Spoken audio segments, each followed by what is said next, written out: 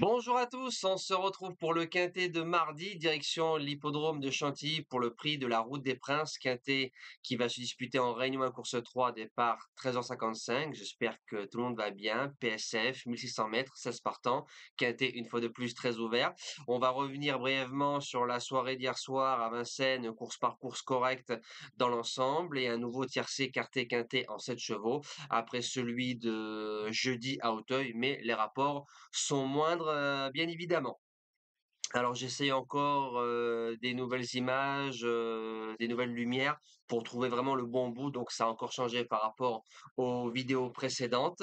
On n'oublie pas le combo lac partage et je vous lance la sélection. Base gagnante, le numéro 9 Swarovska qui a pris 3 places de deuxième cet été dans les quintés plus, dont une deuxième place dans le grand handicap de Deauville, un lot bien supérieur, 2 sur 3 sur le parcours dont une victoire.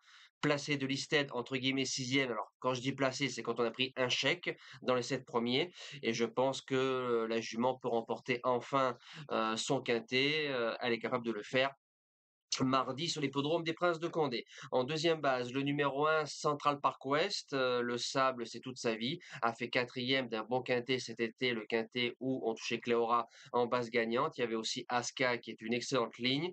Maintenant, le cheval derrière a remporté son quintet et a répété avec la surcharge dans une course à condition. Malgré que ce soit le top weight, je serais déçu de ne pas le voir au moins dans les 5 premiers. Pour les chances, le 3 Opalus Road, lui, si régulier, reste sur 2 sorties plutôt moins bonnes dans les quintés plus. Maintenant, il est deuxième pour son unique essai sur le sable et c'était sur le parcours proposé de mardi. En quatrième position, le 15 Star Rock. Alors, il avait pris un podium lors de sa première sortie dans les quintés plus ici même. C'était pas trop mal début septembre dans un quintet plus. Il est placé en 36,5 et je trouve que la découpe du handicap lui est favorable. En fin de saison, certains handicaps, vaut mieux avoir un petit poids qu'un gros poids parce qu'il y a eu la saison sous les sabots.